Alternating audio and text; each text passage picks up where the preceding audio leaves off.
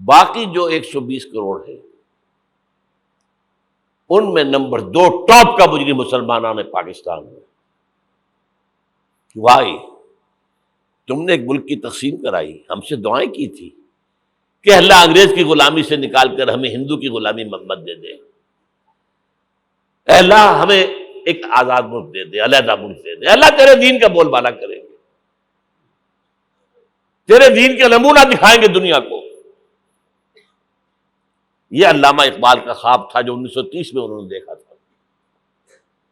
ایک تو یہ کہ ہندوستان کے شمال مغرب میں ایک آزاد اسلامی ریاست قائم ہوگی، آزاد مسلمان ریاست.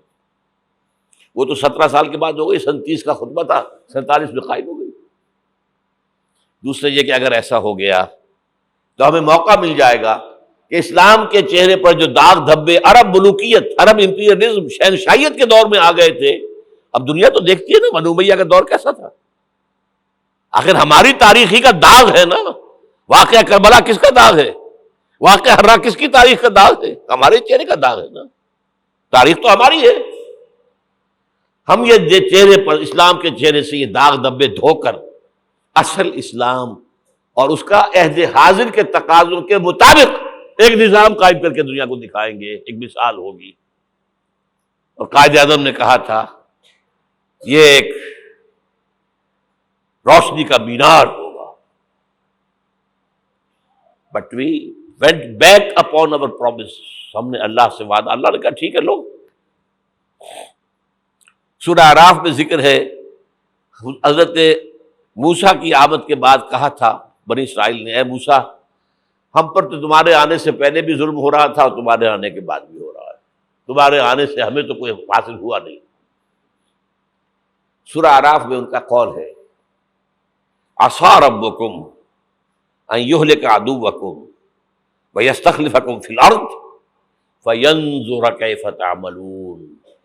قریب ہے کہ تمہارا رب تمہارے دشمن کو ہلاک کر دے، فرعون اور لاؤ لشکر کو غرق کرے، تمہیں دنیا میں حکومت دے، پھر دیکھے گا تم کیا کرتے ہو. اللہ نے ہمارے دشمن کو قتل کیا ہے. گاندھی کے لیے یہ موت سے کم بات نہیں تھی، کانگریس کے لیے یہ موت سے کم بات نہیں تھی. بھارت ماتا کے ٹکڑے، کچھ ہی دنوں پہلے گاندھی نے کہا تھا میری لاش کے اوپر پاکستان بن سکتا ہے، بنا؟ کیسے بن گیا؟ تو اللہ کا فیصلہ ہے. یہ معجزہ تھا. رمضان المبارک کی 27ویں شب کو نازل ہوا. یہ جو رات نزول قرآن کی ہے وہی رات نزول پاکستان کی ہے. معجزہ تھا. لیکن تم نے تو محل بنائے ہیں، تم نے دنیا بنائی ہے، تم نے موٹر وے بنا لی ہے، ہمارا دین کہاں ہے؟